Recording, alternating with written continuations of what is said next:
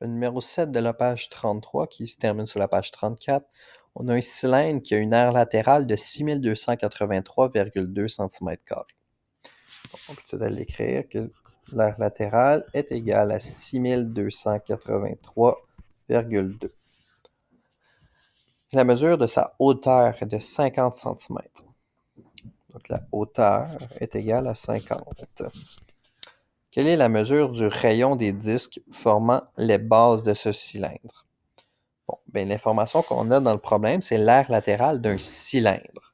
On va aller chercher la formule d'aire latérale pour le cylindre et on voit que c'est l'aire latérale est égale à la circonférence fois la hauteur. Le C, c'est circonférence, il est écrit dans la légende.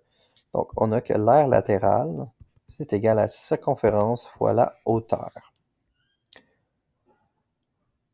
Donc, là, on cherche le rayon.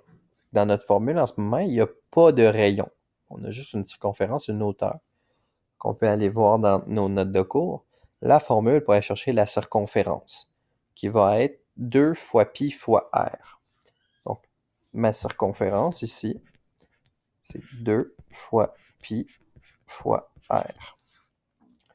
Donc, je peux aller remplacer par la valeur de mes inconnus. Monsieur Carmartin puis William va être partis, je vais pouvoir vous parler.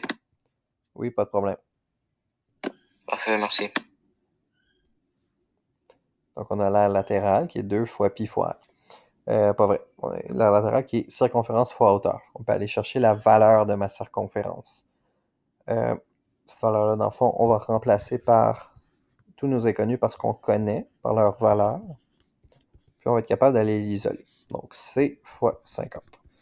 Dans le fond, comme d'habitude, on simplifie au maximum, donc on n'a rien à simplifier. Addition, soustraction, il n'y en a pas. Tout ce qu'on a, c'est une multiplication par 50. Donc, on va diviser par 50 des deux côtés pour aller annuler mon fois 50.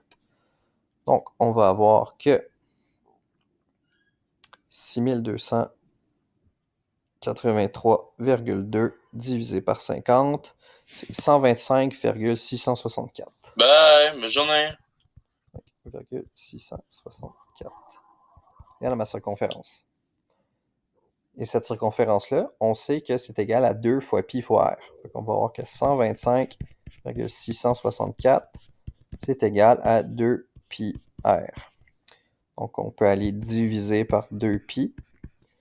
Ça va nous canceller ici. Fait qu'on fait 125,664 divisé par 2 fois pi. Et on va obtenir que notre rayon est égal à 20.